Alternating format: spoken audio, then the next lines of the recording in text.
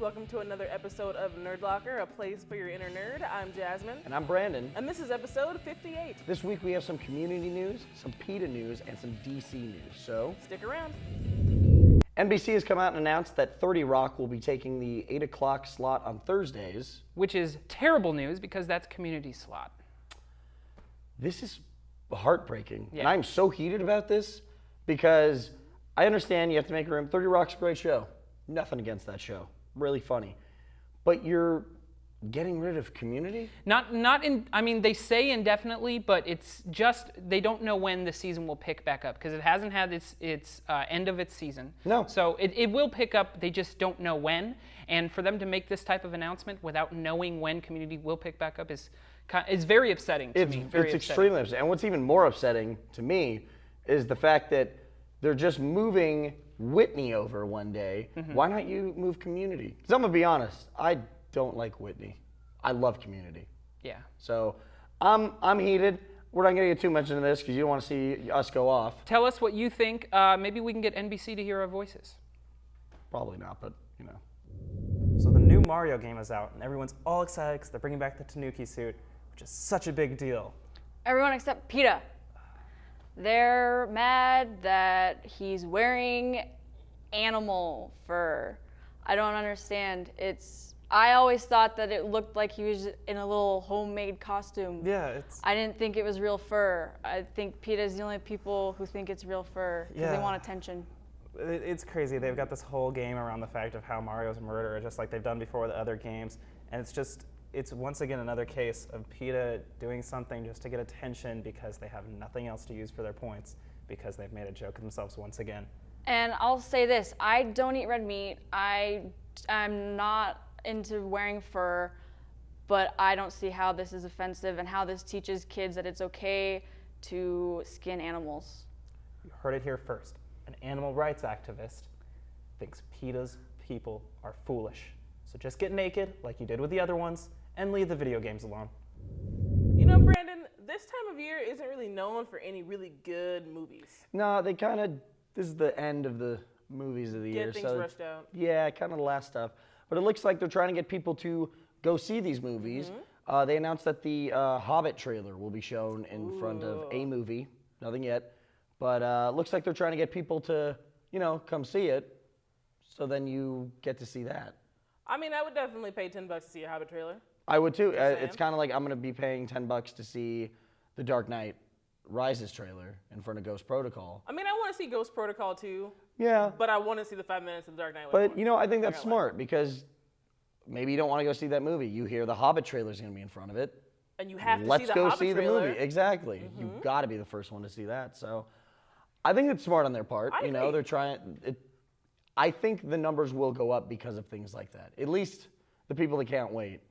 Because, a day later it'll be on YouTube or very true. Whatever. So let us know what you guys think in the comments below. So collectors are some pretty hardcore people. Yeah, they are. But things happen. Sometimes things break and you have to get over it. Well, sometimes you break and you just have to break the person that broke your toys.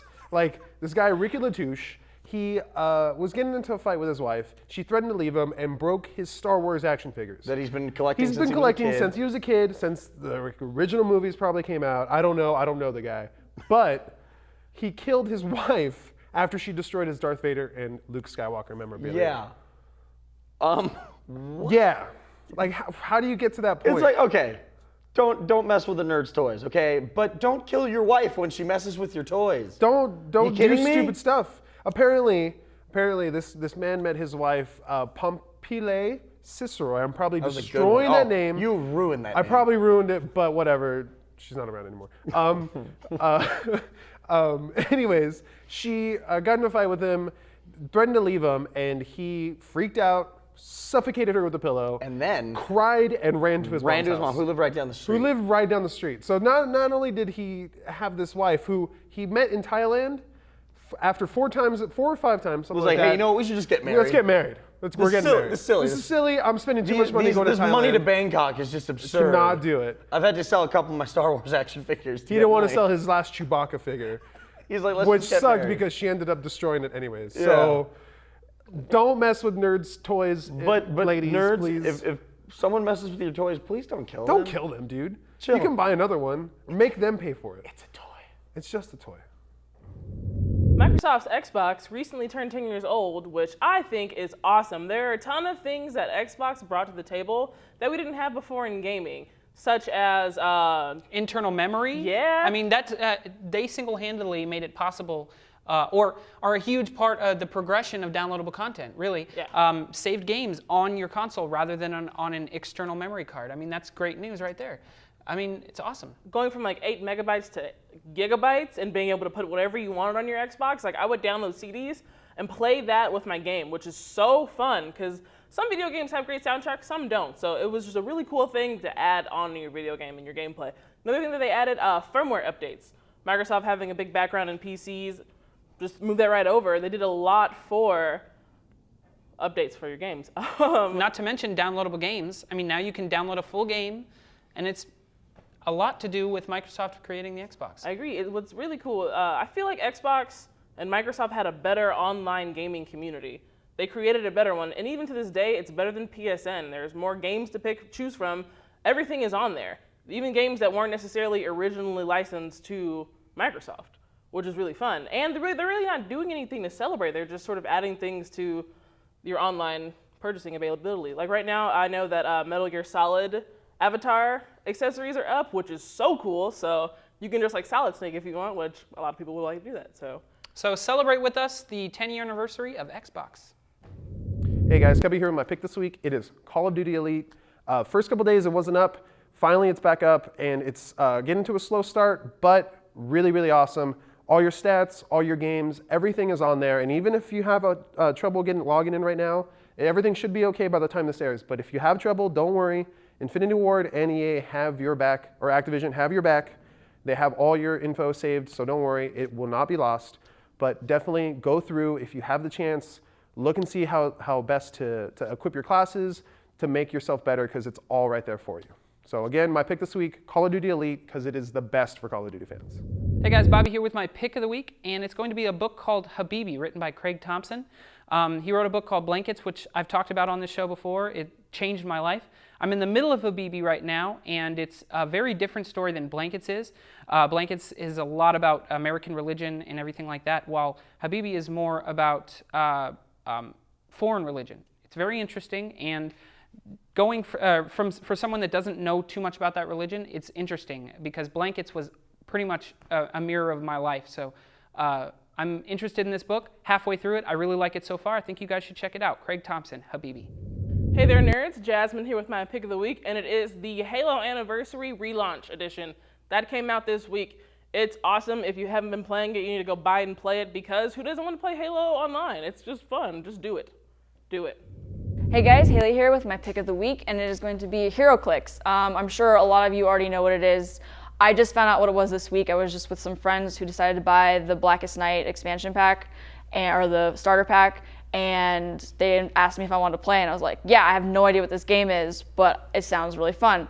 So I went over, and I couldn't stop playing.